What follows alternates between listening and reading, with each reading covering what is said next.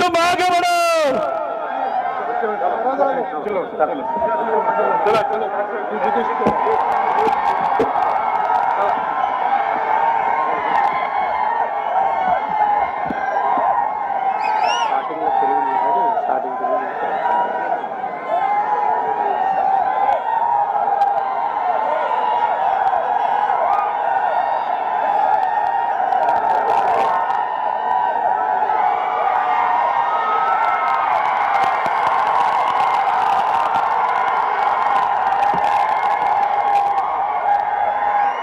जय भवानी, जय शिवाजी, जय महाराष्ट्र।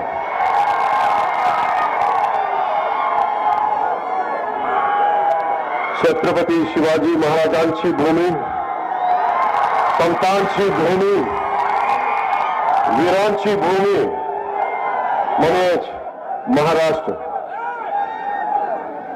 या भूमीतल्या छत्रपती शिवाजी महाराजांना, संतांना, वीरांना नमन। आणि माझ्या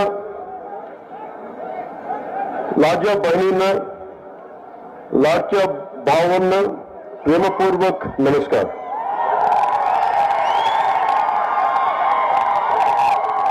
ఇక్కడికి వచ్చిన నా అన్నదమ్ములకి, నా అక్క చెల్లెలకి, సోదరులకి మీ అందరికీ నా హృదయపూర్వక నమస్కారం। ఛత్రపతి శివాజీ మహారాజ్ నేల మీద అడుగుపెట్టినందుకు చాలా ఆనందంగా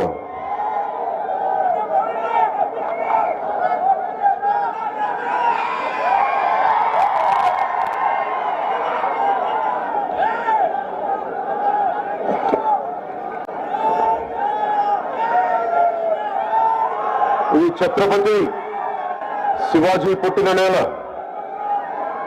గొప్ప సాధువులు పుట్టిన నేల, ఎందరో మహనీయులు పుట్టిన నేల। ఆ మహనీయులందరికీ నా నమస్కారం।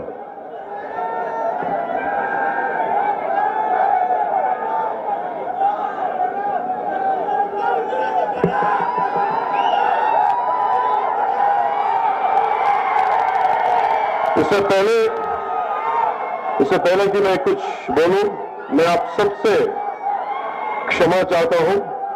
मैं मराठी बोलने का प्रयास कर रहा हूं क्योंकि मैं इस भाषा का सम्मान करता हूं, पर उच्चारण में कोई गलती हो जाए तो उसके लिए मैं क्षमा प्रार्थी हूं।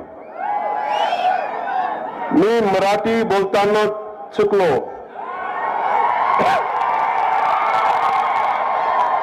मी मराठी बोलताना चुकलो तर मला क्षमा करा। पांडुरंगाच्या वारीची परंपरा असणाऱ्या या महाराष्ट्रात मला प्रचार वारीसाठी नेता आलं, याचं मला आनंद आहे। मैं आभारी हूं आदरणीय प्रधानमंत्री मोदी जी का, गृह मंत्री अमित शाह जी का, हमारे प्रिय highway man of India Nitin Gadkari ji का। साथ ही मैं आभारी हूं महायुति सरकार के मुख्यमंत्री श्री एकनाथ शिंदे जी का, उप मुख्यमंत्री अजित पवार जी का, उप मुख्यमंत्री देवेंद्र फडणवीस जी का। साथ ही मैं आभार व्यक्त करता हूं मंच पे आसीन श्री अशोक चौहान जी को, श्री सच्चे कुमार यादव जी को, श्री अजीत गोपचरे, डॉक्टर संतोखराव जी को, जितेश राव साहब को, संजय जी कोडगे जी को, विष्णुवर्धन रेड्डी जी को, श्री प्रवीण साले को, श्री बीबी पाटिल जी को, श्री विरूपाक्षा महाराज जी को मैं नमस्कार करता हूं।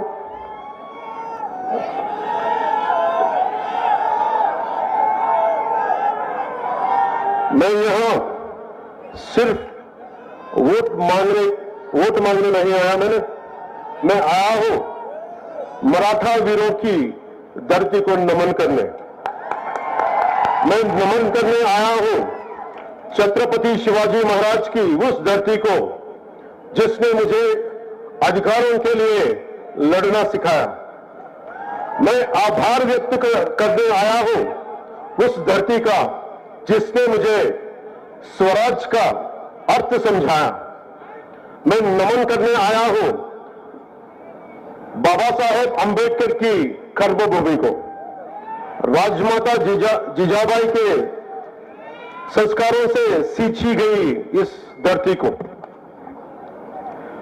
मैं पिछले 10 सालों में एनडीए के साथ रहा हूं क्योंकि मैं बीजेपी और शिवसेना से, वो भी बाला साहेब ठाकरे जी की शिवसेना के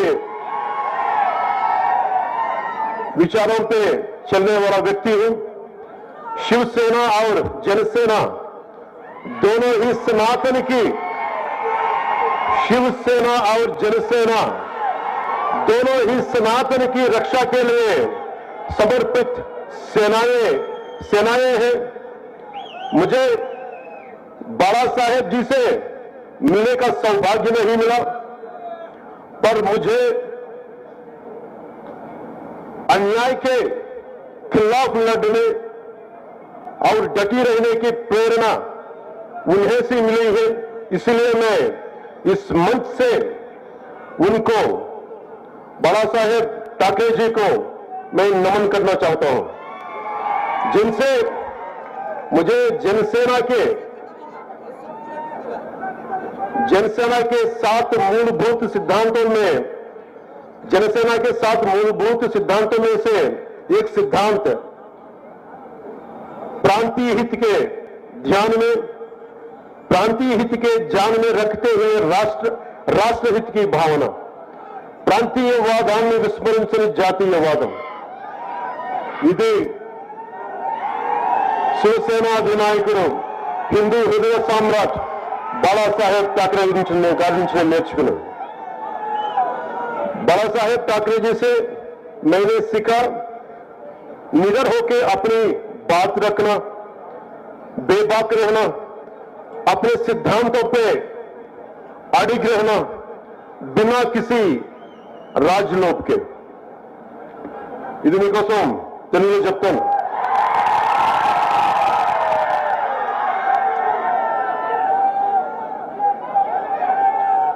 నేను కేవలం ఓట్లు వేయమని అడగడానికి రాలేదు। ఎందరో మహనీయులు పుట్టిన ఈ మహారాష్ట్ర నేలపై నాకున్న గౌరవాన్ని తెలుపడానికి వచ్చాను। ఛత్రపతి శివాజీ పుట్టిన నేల, మన హక్కుల కోసం పోరాడటం నేర్పిన నేల, అలాంటి నేలపై నాకున్న గౌరవాన్ని తెలపడానికి వచ్చాను। స్వరాజ్యం అనే పదానికి అర్థం తెలిపిన గొప్ప నేలపై నాకున్న గౌరవాన్ని తెలియజేయడానికి వచ్చాను। బాబాసాహెబ్ అంబేద్కర్ కు కర్మభూమిగా నిలిచిన ఈ గొప్ప నేలపై నాకున్న గౌరవాన్ని తెలపడానికి వచ్చాను। రాజమాత జిజాబాయి నేర్పిన విలువలతో నిండిన ఈ గొప్ప నేలకు మనస్ఫూర్తిగా నమస్కరించడానికి వచ్చాను।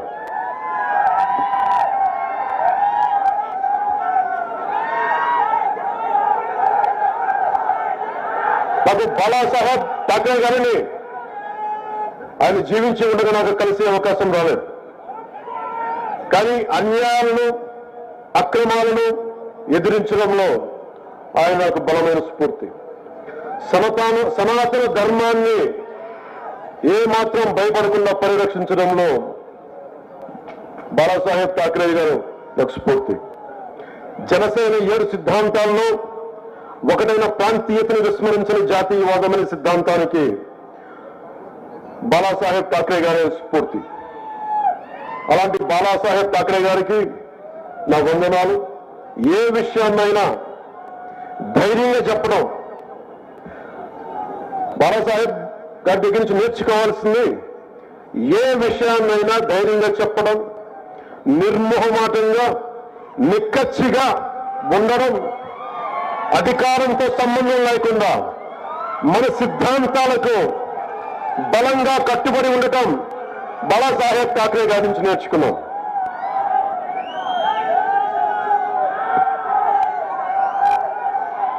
मैं पिछले दशक में जब मुड़कर देखता हूं तो मुझे दिखाई देता है आर्टिकल 370 के बाद का कश्मीर, राम मंदिर से शोभायमान अयोध्या, विश्व पटल पर चमकता हमारा तिरंगा भारत के हर कोने को जोड़ते हाईवेज, हर गांव में पहुंची सड़क, एनडीए सरकार के 25 करोड़ भारतीयों को गरीबी से उबारा है।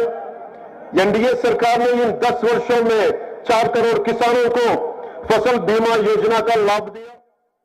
एनडीए सरकार ने लगभग 12 करोड़ का लाभ दिया प्रधानमंत्री किसान योजना में। कुल 30 करोड़ के मुद्रा योजना का लाभ दिया हमारी बहनों को। पिछले 10 सालों में हमारे highway man of India Shri Nitin Gadkari ji ने इस देश को 11,000 किलोमीटर के नेशनल हाईवे दिए हैं।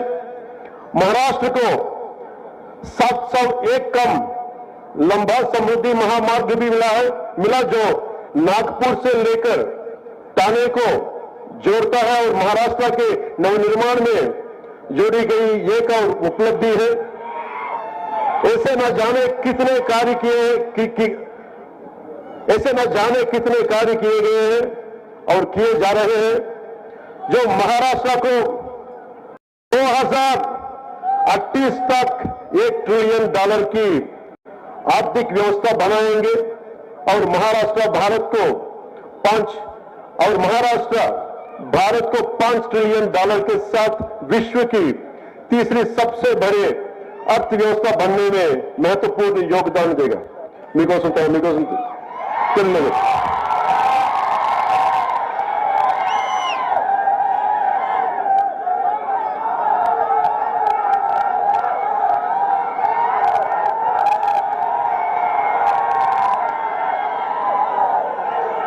గడిచిన 10 సంవత్సరాలు ఒక్కసారి గమనిస్తే ఆర్టికల్ 370 తర్వాత కశ్మీర్ కనిపిస్తుంది, దివ్య రామ మందిరంతో అలంకరించబడిన అయోధ్య కనిపిస్తుంది, ప్రపంచ పటంపై రెపరెపలాడుతున్న తిరంగా కనిపిస్తుంది, దేశం నలుమూలలను కలిపే రహదారులు కనిపిస్తున్నాయి, పల్లె పల్లెకు విస్తరించిన రోడ్లు కనిపిస్తున్నాయి.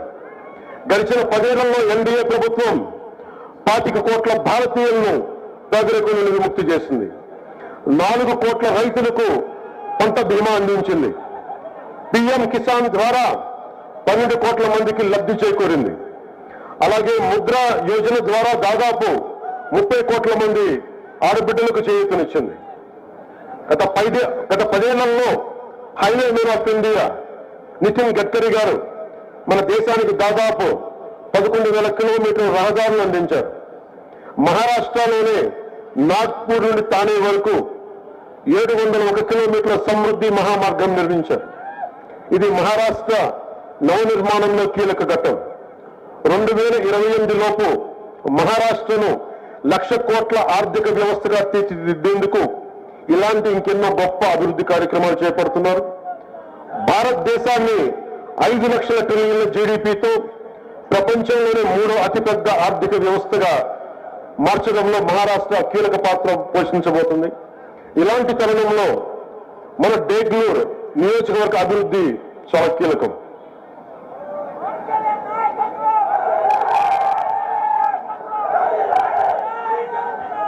हम बेंगलुरु के विकास की बात करें तो बेंगलुरु के विकास के लिए भी अनगिनत कार्य एनडीए सरकार द्वारा किए गए थे, जैसे सरकारी विश्राम गृह बेंगलुरु का निर्माण, बेंगलुरु और बिलोली पुलिस थानों का निर्माण, बेंगलुरु कोर्ट का निर्माण, बिलोली कोर्ट का निर्माण, कार्य है हेमंतनाथी मंदिर का कार्य भी पूरा हो चुका है। बिलोली से कुंडलवाड़ी रोड भी बनकर तैयार है और हर घर जल योजना के कार्य भी 50% पूरा हो चुका है। ये जो सतत विकास कल कार्य एनडीए की सरकार में हुआ है और हो रहा है, यह इसी गति से होता रहे, इसके लिए हम क्या कर सकते हैं? हम उस सरकार को चुन सकते हैं जिसने महाराष्ट्र को 1 ट्रिलियन की अर्थव्यवस्था बनने का सपना देखा है, वो एनडीए सरकार है। इस सपने को पूरा करने के लिए हमें साथ चाहिए देगलूर की युवा शक्ति का, देगलूर की बहनों का, देगलूर की माताओं का।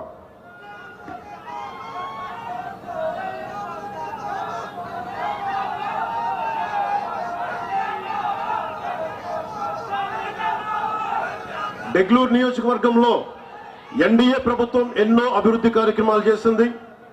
ఎన్డీఏ ప్రభుత్వంలో ప్రభుత్వ విశ్రాంతి గృహం, దేగలూర్ బిలోలి పోలీస్ స్టేషన్ నిర్మాణం, దేగలూర్ కోర్టు నిర్మాణం, బిలోలి కోర్టు నిర్మాణం, హేమంత్ పంతి ఆలయ నిర్మాణం, కుందల్వాడి నుండి బిలోలి రోడ్డు మార్గం కూడా నిర్మాణం పూర్తయింది। అలాగే హర్ ఘర్ జల్ యోజన పథకం కింద 50% పనులు పూర్తయ్యాయి। దేగలూర్ నియోజకవర్గంలో ఇదే వేగంతో అభివృద్ధి కొనసాగాలంటే మనం ఏం చేయాలి? మహారాష్ట్రను 1,00,000 కోట్ల ఆర్థిక వ్యవస్థగా మార్చాలని సంకల్పంతో ఉన్న ప్రభుత్వాన్ని ఎన్నుకోవాలి। ఈ కల సాకారం కావాలంటే ఎన్డీఏకు ఇక్కడున్న యువత, దేగలూర్ ఆడబిడ్డల మద్దతు, దేగలూర్ ప్రజల సహకారం కావాలి।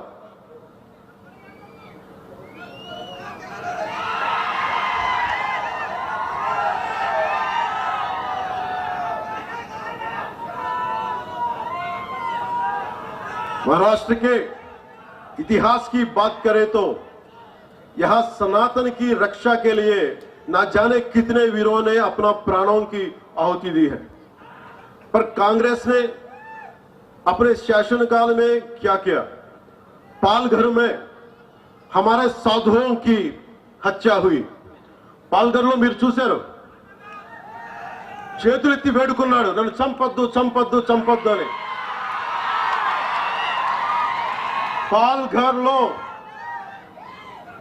దేశం మంచి కోరే, సర్వజనం హితం కోరే పాల్ఘర్లో సాధువుని చంపితే, చేతులెత్తి వేడుకొని చంపితే ఒక్కళ్ళు పట్టించుకోలేదు। చంపిన వాళ్ళకి శిక్ష పడాలి। అందుకనే ఇలాంటి ప్రభుత్వాలు కాదు మనకు కావాల్సింది, సాధువుల్ని, సంతుల్ని, సనాతన ధర్మాన్ని కాపాడే ప్రభుత్వం కావాలి।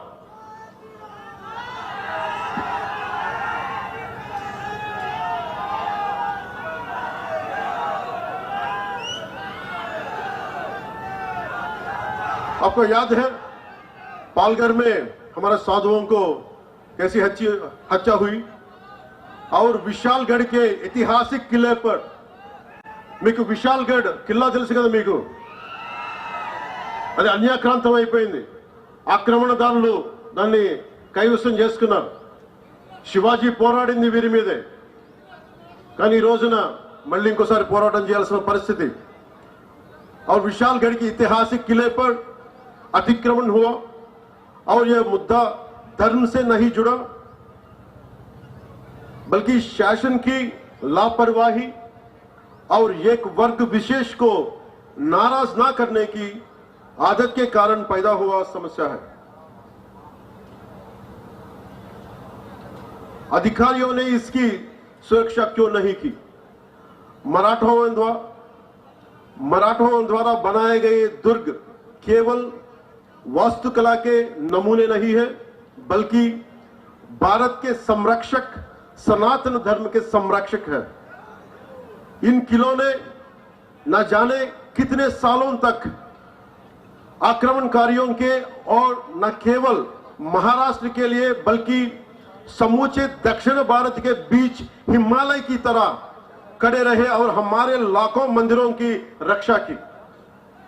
అంటే మనం మహారాష్ట్రలో ఉన్న దుర్గాలన్నీ, ఛత్రపతి శివాజీ మహారాజ్ పోరాటం చేసిన దుర్గాలన్నీ, ఆక్రమణదారులు మనకి ఈ దుర్గాలన్నీ కలిపి దక్షిణ భారతాన్ని ఒక కోటలా కాపాడిని, ఒక హిమాలయ పర్వతంలా కాపాడిని, రానివ్వకుండా చేసి, అందువల్ల దక్షిణ దేశంలో దేవాలయాలు కూల్చలేకపోయారు। దానికి మనం మహారాష్ట్ర నేలకి, ఈ కోటలకి, ఈ ఖిల్లాలకి, ఛత్రపతి శివాజీ మహారాజ్ ధైర్యానికి, మహారాష్ట్ర నేలకి, మహారాష్ట్ర వీరులకి నేను శిరస్సు ఉంచి నమస్కరిస్తున్నాను।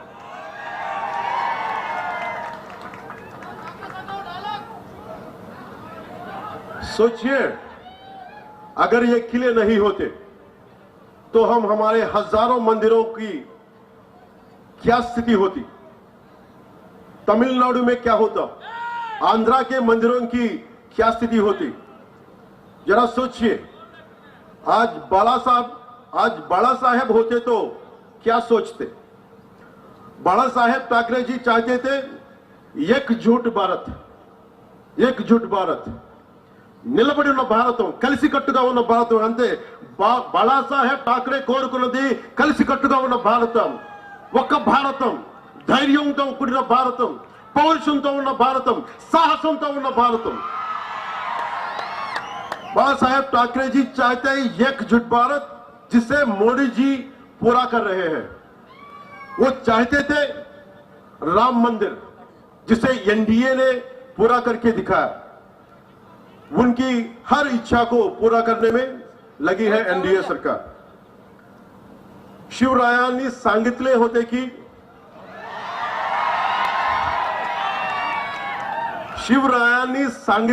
की मराठा तिथू का मेळ व्हावा, धर्म वाढ, महाराष्ट्र धर्म वाढवावा.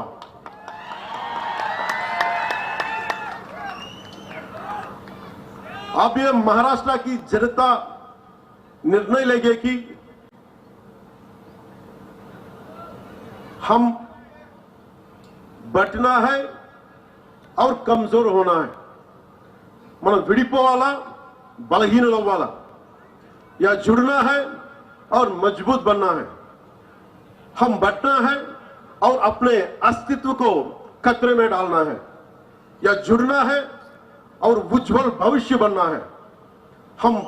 हमें बटना है और अराजकता की फैलने देना है, या जुड़ना है और जन कल्याण विकास की तरफ बढ़ना है. మనం ఆలోచించాల్సింది, దేశాన్ని చాలా కష్టపడి సాధించుకున్నాం.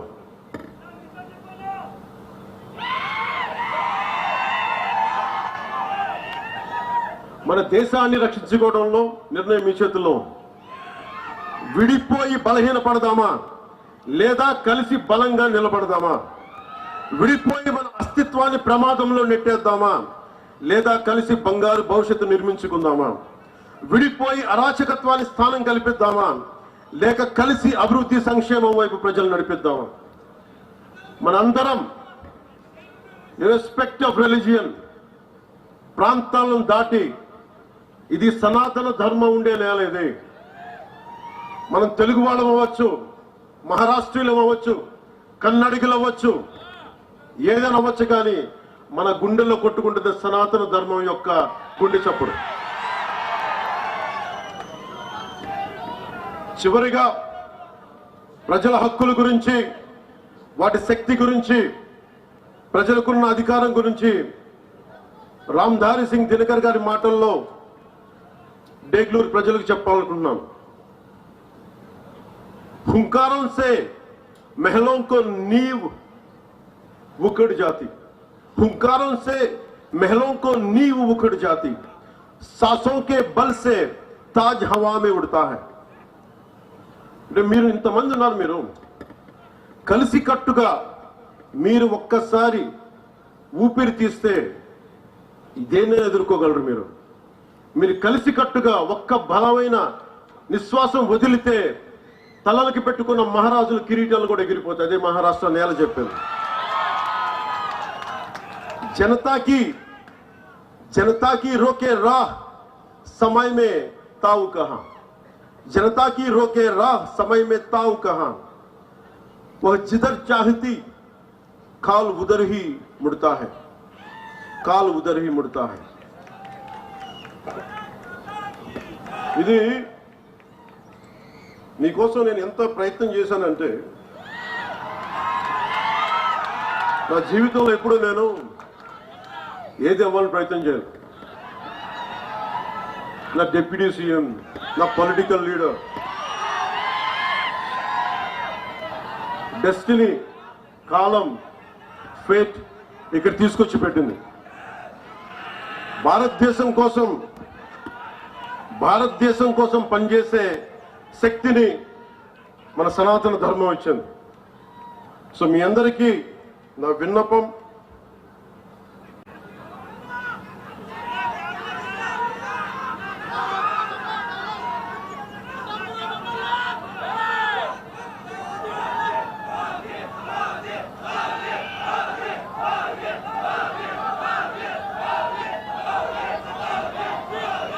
మోదీ గురించి చెప్తాం.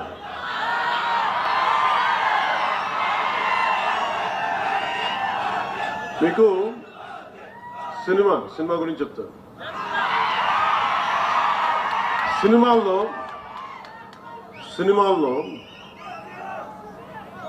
పోరాటం చేయడం, గొడవ పెట్టడం ఈజీ.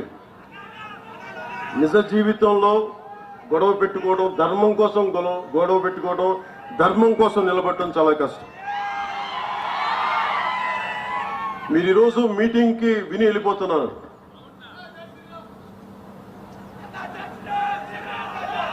రామనామం లేకుండా ఏ హిందూ గుండెలో రామనామం లేకుండా ఉంటుంది.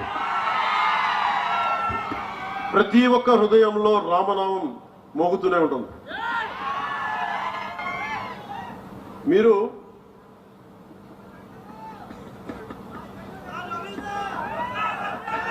ఇందాక చెప్పిన రామ్ధారి సింగ్ దినకర్ గారిది ఆయన చెప్పేది, మనందరూ శక్తి లేదనుకుంటారు. ఈ రోజున ఒక పవన్ కళ్యాణ్ కాదు, అశోక్ చవాన్ గారు కాదు, ఇక్కడున్న నాయకులు కాదు, మీరు బలంగా అనుకుంటే, ఆమ్ జన్ అంటాం కదా, మీరు సామాన్య మానవులు అనుకుంటాం. నేను సామాన్యుడిని, నేను మీలాగే వచ్చాను. నా దేశం కోసం నిలబడాలి, మన సనాతన ధర్మం కోసం నిలబడాలి, పోరాడాలి. అది ఇక్కడ తీసుకొచ్చింది. సో రామ్ధారి సింగ్ దినకర్ గారు చెప్పింది, राष्ट्र कवि कहते हैं, जनता या आम जन के हुंकारों से, उसके उग्र रूप से, आम जन की ललकार से सामान्य भवन तो क्या, बड़े बड़े मजबूत महलों की नींव भी उखड़ जाया करती है. जनता में इतनी अधिक शक्ति निहित होती है कि उसके सांसों की तेजी से राज सत्ता के मुकुट हवाओं में ఊడిగయా కడితే.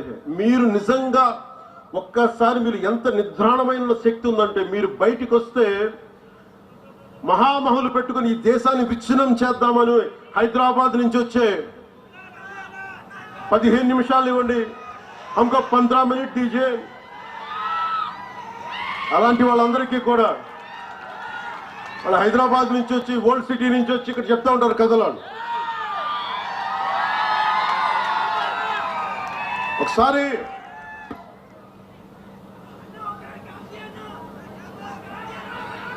ఒక్కసారి చాలా మంది ఫారెన్ డిగ్నేటరీస్ వచ్చి నన్ను అడిగారు, ఈ దేశంలో మైనారిటీలు బాధపడుతున్నారు, భయపడుతున్నారు నరేంద్ర మోదీ గారి నాయకత్వంలో, భారతీయ జనతా పార్టీ నాయకత్వంలో అంటే నేను ఒకటే చెప్పాను. హైదరాబాద్ లో కూర్చొని, పాత బస్తీలో కూర్చొని పోలీసులు 15 నిమిషాలు కళ్ళు మూసుకు కూర్చుంటే హిందువులకు మేమేంటో చూపిస్తాం. నాకెవరో చెప్పాలనిపించింది, ఇది ఛత్రపతి శివాజీ నేల, ఇది ఇలాంటి ధమ్కీలకి భయపడం.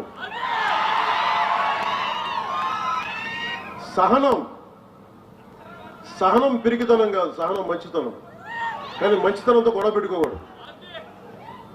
సో అలాంటి వాళ్ళకి మీరు కలిసికట్టుగా ఉంటే ఏదైనా సాధించవచ్చు. इतनी हिम्मत या ऐसा दुस्साहस समय, वक्त या काल चक्र में भी नहीं है कि वो जनता का रास्ता रोक सके. అంటే మీరు అనుకుంటే మటుకు మన దారిలో ఎవరు ఏది ఆపలేరు మిమ్మల్ని. काल चक्र या समय की धारा स्वयं उस ओर मुड़ जाती है जैसी जनता चाहते. మీరు ఎలా కోరుకుంటే కాలం అలా మారిపోతే. మీరు భయపడితే సనాతన ధర్మం కోసం మీరు భయపడతారా? సనాతన ధర్మాన్ని రక్షించుకోలేరా? ఈ దేశం ఒకసారి మతపరంగా విడిపోయింది. మతపరంగా విడిపోయింది ఈ దేశం. ఇది సెక్యులర్ కంట్రీ. ఇది సనాతన ధర్మాన్ని బలహీనమైన ధర్మం కాదు, అది చాలా బలమైన ధర్మం.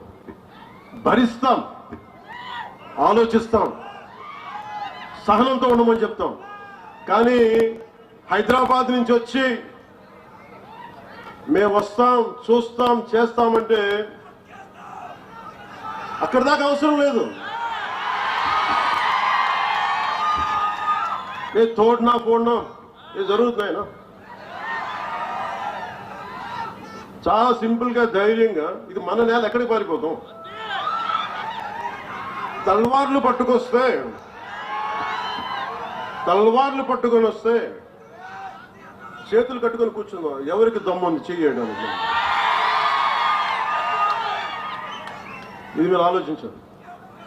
అందుకనే సినిమాల ఆనందం, ఓజీ అనండి, ఇంకోటి అనండి, కానీ సనాతన ధర్మ పరిరక్షణ కోసం, మహారాష్ట్ర అభివృద్ధి కోసం, మరాఠీ భాష కోసం, మరాఠీ సంస్కృతి కోసం మనందరం పనిచేయాలి. ఈ రోజు నేను మీకోసం మీ ముందుకు అందుకే వచ్చాను.